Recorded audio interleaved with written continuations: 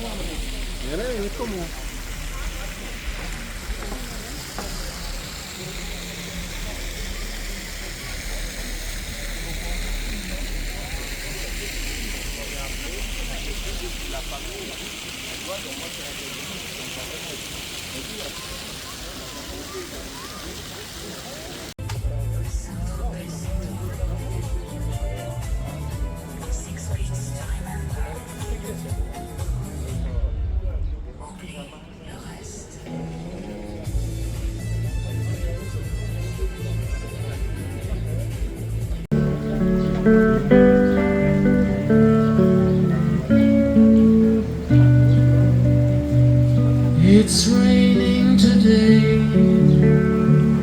from the hills to the bay. You might think that I've got something better to say. Dale, pero vamos. Mirá las otras.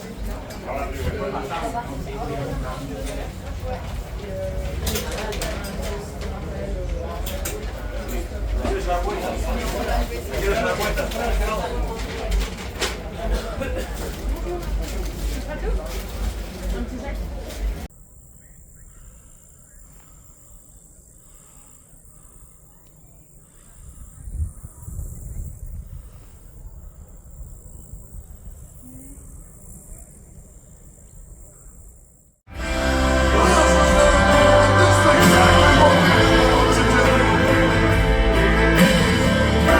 This is what we do.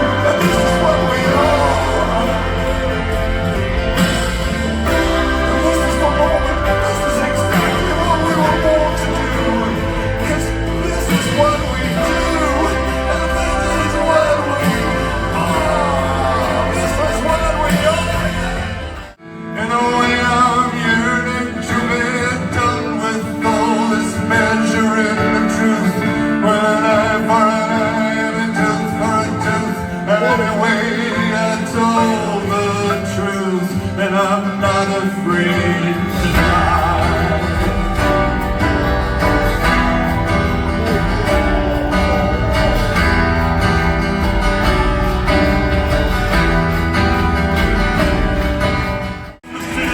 Reminded me of your face, the glitter on the eyes. The hair was like a curtain, open with a laughter and shut down with a lies. Goes to her, stoning his eye, no she's transforming. Swamp dogs here walking, great children on the streets. This is a weeping song, motherfucker.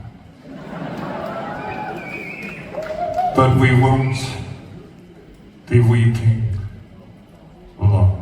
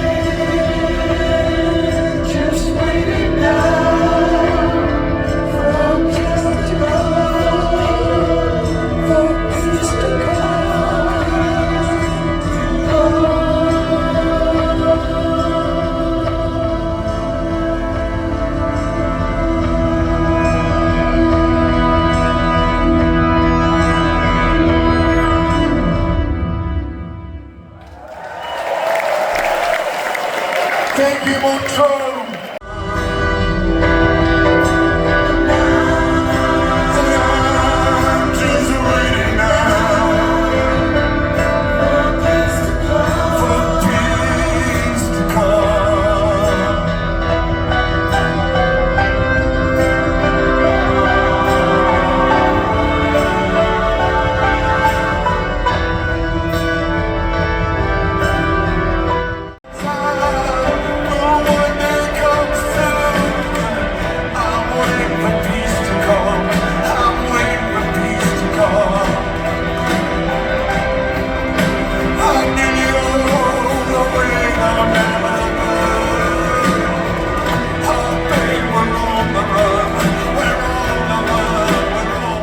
Which role as a curator you have here?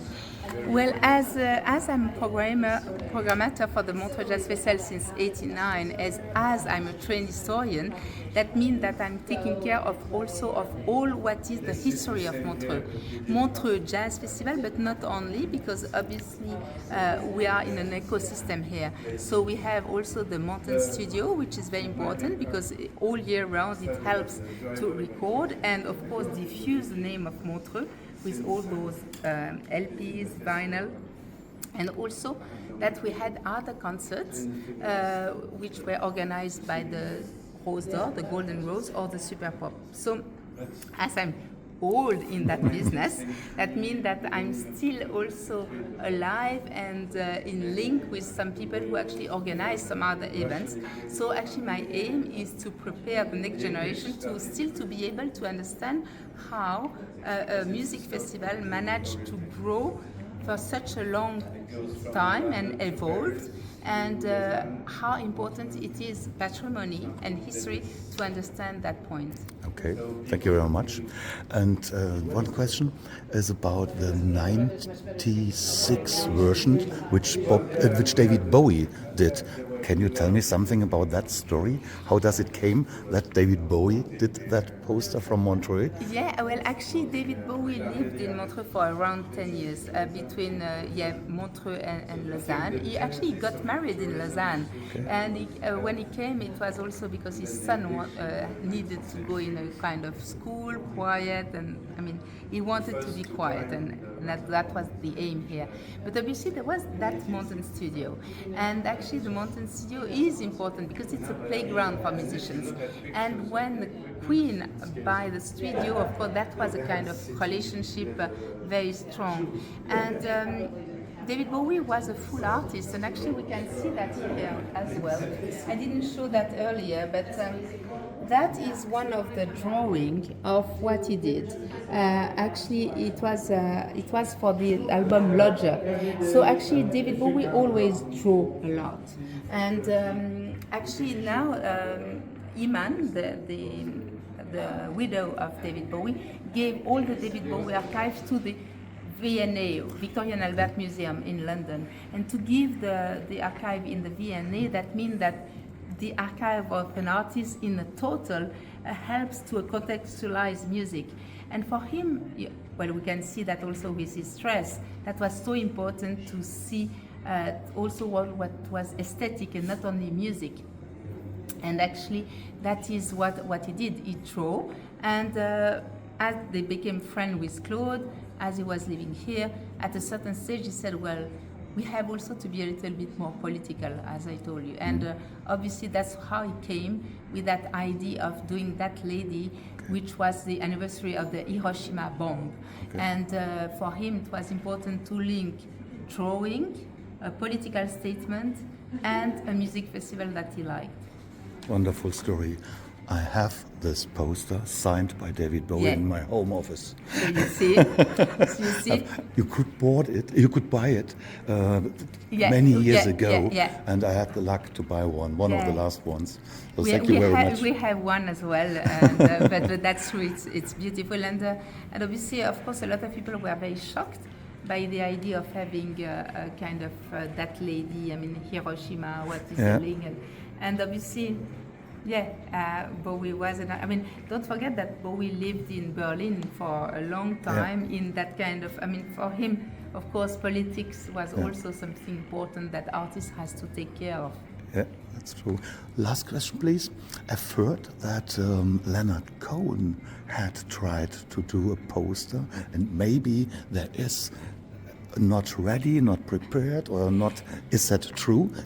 I've heard that as well, but I have no evidence. Okay. So actually, I've heard that he was drawing. I think that Leonard Cohen, that was when he was in Hydra. You know, he lived for a long time on an island in Greece. That he drew there. So it seemed that yes, he had that feeling of that wish to draw a poster, but we didn't find any evidence. And unfortunately, I've heard that later on, after, I mean, of course, I couldn't ask him anymore, which is a shame because I would have loved to know. But that is true, that the relationship between painter, so we see with the drawing of Miles Davis. We also have, of course, a poster of Phil Collins, which obviously it's totally another style, but that means that there is a kind of relationship with musicians who actually are interested in drawing as well.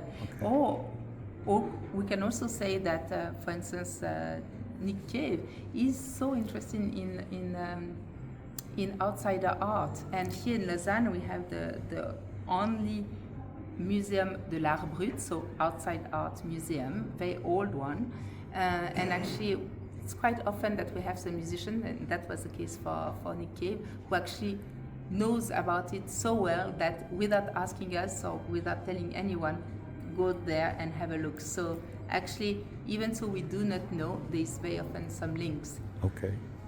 I say thank you very much for this nice talk. Because you never seen them, which is of course very normal. It was 93. Claude Nobs decided to, with Pierre Keller, who was the art consultant, to hire a guy who is called Ben. Ben has been well known in 91 when it was the anniversary of the Confederatio Helvetica. So what is actually the birth of Switzerland. And Ben at that time wrote La Suisse n'existe pas. Switzerland does not exist. And of course it was a big shock because it was the anniversary of the Switzerland. For him, what he wanted to say that Switzerland is not an homogeneous country. It is a country made of 26 states. So actually, Switzerland in itself does not exist, as it is a plurality of different states. So that was already a statement. And then 2 years after, he decided to produce a poster to announcing the festival, Black Power. And that poster has been produced. But very strangely, 2 months before the festival, Claude Nobs went to the printer, so we always have our poster printed at the same company in Pearl.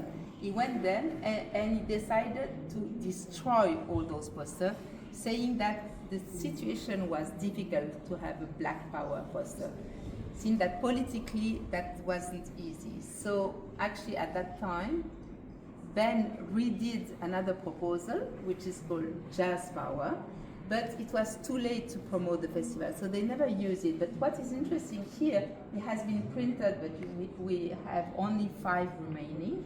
But here the Jazz Power has never been printed. So if you see it, it's exactly you can feel the hand of the painter as it is an original art piece. So all that is a kind of Montreux ecosystem, and the last piece I wanted to show you, it's very interesting, it's a kind of rules and regulation for the audience who went to the concert in '71.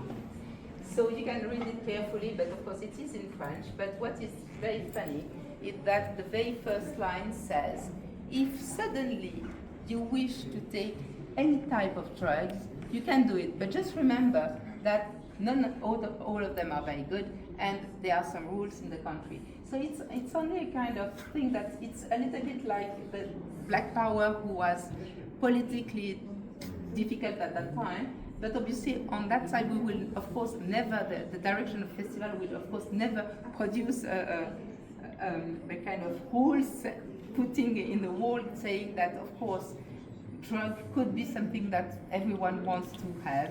Of course it's so actually the situation changed, and the mood and of what is the world is changing. On the other side of the vitrine, you can see 2 sections. One is called L'Affaire Haring. As you may know, in '83 in '83. Keith Haring produced the poster of the festival. Producing a poster of a festival in '83 by Keith Haring was already a big debate, because obviously Keith Haring was a very important artist at that time, but he was actually very much linked to big cities. Here you can see what is very important, because it is actually the original of Keith Haring, so you can feel it. It's not printed, it is what he did with his hand. And it's written for Pierre, so Pierre Keller, who was the art director. Here you have all the documentation, so that is why I said it's pre-digital, it's very important. So you have actually the whole correspondence of what did happen for musicians and for actually the tourist office, just to say, dear Mr. Haring, we would like to invite you to make a poster. And that is interesting to see how you addressed at that time directly to the artist, and how you used the situation. And then, once he said yes, you can see the budget, because the question was, okay, great, we have a big name, but now can we afford it? And so you had the budget, and then the press release. And here you see a picture of Keith Haring drawing on the back of the stage. So actually, the backdrop was white, and it was renewed every day. So actually, Keith could actually draw with the energy of the music every day for every type of concert. And what is also interesting is, as of course he was doing some street art, and Montreux is not so much a street art, and you don't have any subway to draw there. The tourist office decided that actually all the panels who were linked for publicity would be totally out of black, with only that naming, Keith at the International Jazz Festival, and they were black, and he drew them. Of course, a lot of people wanted to take that at home, so they unwrapped it and they destroyed it, so they didn't took anything at home except that one, because that guy was much clever, we could say. So during the night, he came with some tools, and he took the whole metal wood of metal board. So actually, that is, he had the only art piece. And obviously, as it has been stolen, it has never been seen, and of course, no one would know who he is. And that's interesting because it's really a piece of very unknown place or artwork. Pre-digital era, that means also that we had to sell tickets, so we had to do some promotion. And here you can see the script which was used to do a little video who was on TV just to buy the tickets of the festival. 3 years after, in '86, Keith Haring liked to play with Montreux and began actually a collaboration with Andy Warhol. The collaboration with Andy Warhol was more a kind of friendly collaboration, so they did not produce much together for public reasons. It seemed that they wrote together in their workshop, but not more. So together, Keith Haring decided to come and do a poster for Montreux with Andy Warhol. But what is interesting in that one, it is you see the poster, you had the feeling that you know it, but if you see very clearly the dates, you see August 27th, September 1st, you say, strange, Montreux is, the festival is always in July. And then you see that it's called Montreux Detroit, because at that time we had a festival in Detroit which was co-programmed by Montreux, which is of course strange because actually it's in a city like Detroit, it doesn't seem that they need to have Swiss people doing some programming for music. I mean, Detroit is one of the capital cities for music, but nonetheless, they asked us to co-program. And what is interesting is that when I was hired, I began to work as a programmer at the festival in '89, and actually my job was to program Montreux, but also Montreux Detroit, Atlanta, Sao Paulo, and Tokyo. So that means that after the festival, very tired, without of course any computer and iPhone and anything, I had to do a world tour with other places that I visited. And in Detroit, I had two friends who had the same age as me, 20. It's Carl Craig and Jeff Mills. And we are still friends now, so we've met there. And actually, both of them, they just recall very great memories because saying that if they are now quite well known in electronic history, it is because of Montreux, because they said that actually the programming was very different than anything else that they had in the States, but it's also because there was that kind of European flavor. So that is also odd to think that two so important artists, Keith Haring and Warhol, American artists, produced a poster for Montreux, Switzerland, but then they produced it for Montreux, Detroit. So actually they finally produced a poster for a festival in the States as American, but through Switzerland. We have also another poster from Detroit. That is the one of Jean Tanguy that we've seen earlier. In that situation, it's a little different because they took the same poster as in Montreux without putting the date and the title, and Jean Tanguy just took 50 of those, and actually he took them and wrote the date and the title and numbered them. So actually there were only 50 of them, of those posters, who actually are strangely handmade, which is of course very rare. So that situation with Detroit is so important. Then when actually UNESCO decided to protect the jazz as cultural aspect of the world heritage, they said, well, we need to know what is jazz, so we need to decide what it is.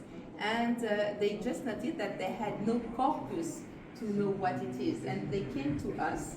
It's Herbie Hancock and Quincy Jones, of course, who tell them, but there is a database in Montreux, Switzerland, who can just be used as the proof that what is totally American and not from Europe is jazz, and it is the database of all the jazz concerts in Montreux since '67. And that is why you can see the letter of the Secretary of State Hillary Clinton, who is just saying that that contribution helps for Americans to have a better understanding of their own patrimony. We are just also thinking again, so actually of course Detroit, Montreux and Tanguy gave our logos, the logo that we still have. And here we are in the section which is the sister festival, so we saw Detroit, but what we didn't see is also some political issues. So you see that is the classical Montreux poster with a black nana. But for Detroit, Detroit asked the artist to change the color of the nana, because in '84 that was not possible in the States to have a black nana. So they had to paint it in pink. And at that time, as I told you, we already had also a festival in Japan. And at that time, they said, well, we have to produce perhaps another color.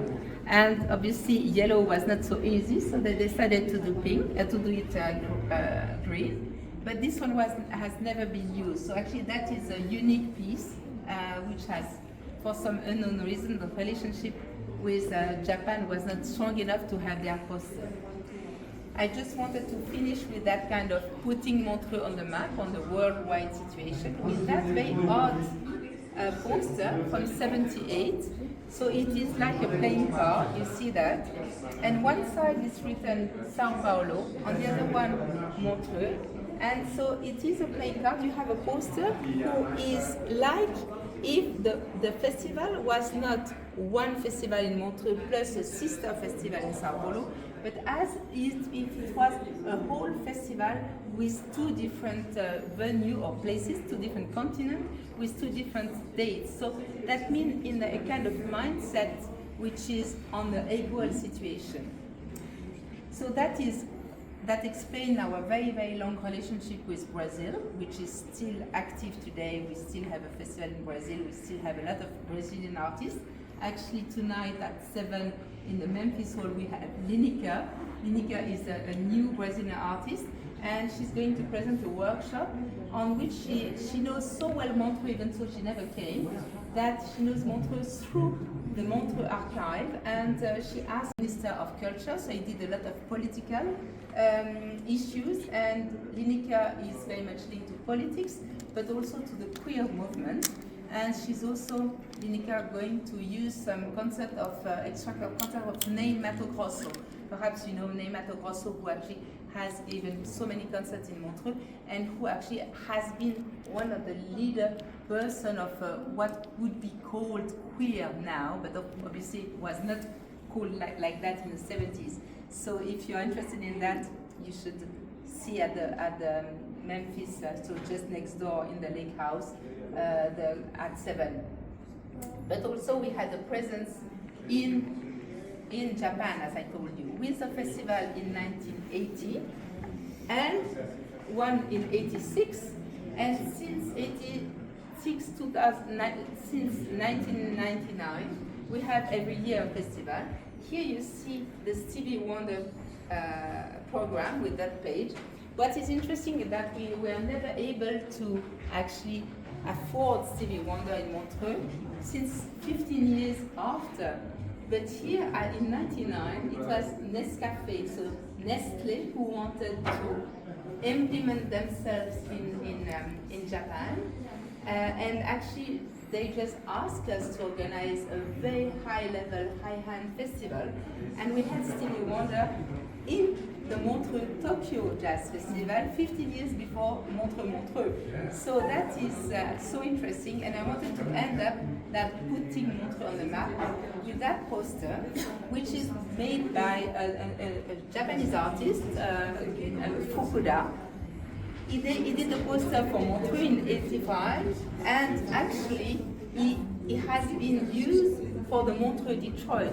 So that is mean that idea of putting Montreux on the map is totally made, because actually since 78 you see that the word Montreux and the name Montreux is almost like a trademark, because we were hired to book concerts everywhere in the world. Until now, of course, we have Montreux, Switzerland, but we have relationship with 3 other countries which are, of course, very important for us. It's, of course, the United States with our 2 long-term festivals, Detroit and Atlanta, for more than 15 years each, the Japan, and, of course, the Brazil. So that is the worldwide situation of what Montreux is. So that is a little tour of the object. Now I've seen that actually every object has a number, and the number is linked to a little text and with a playlist. And the playlist, if you have the English version just arrived, was just delivered, and of course the playlist links you to something which is a song which is absolutely contemporary of what has been made for Montreux, either Montreux here or Montreux somewhere else. So you will have the relationship between object and songs. Here we are. Thank you. Thank you.